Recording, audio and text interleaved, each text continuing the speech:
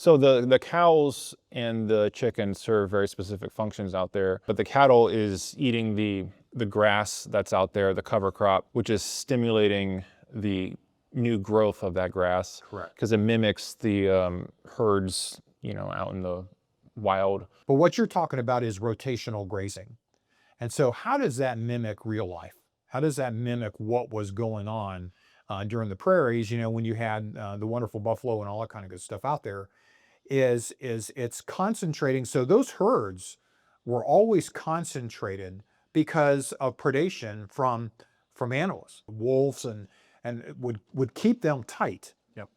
And then would keep them moving. So the key, and this was one of the things that Alan Savory figured out years and years ago, was this idea that we can mimic that by doing rotational grazing. Instead of putting cattle out there, 10 head of cattle, and throwing them out on 17 acres and say, go take care of yourself, we're putting them into 1 acre and we're moving them every day.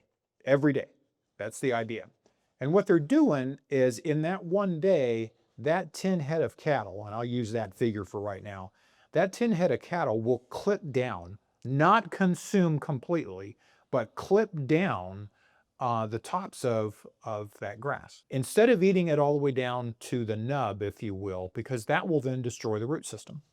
So if they just cut off the top 3-4 inches or so, and they'll select what they want to eat, that kind of thing, and then the next day you're moving them to a new paddock, they will go automatically to that paddock because it smells so good and they want to get in there and get the good stuff. Then once we go through and we divide this 17 acres up into about 16 paddocks or so, that means every 16 days will come back to that one paddock that they were on before. And so what that does is that allows 16 days of regrowth. And then that keeps that pasture in its prime condition. So that 16 days is referred to as a rest period. That's in right. the holistic management book. And you're not consuming it all the way down to where you're really causing the pasture to suffer. Right. You want to get it down somewhat, and then because that stimulates the necessary sugars and activities going on in the root systems below to keep that soil prospering. Yeah. And so this whole idea of moving is like mimicking a compressed combined herd that is moving because of predation.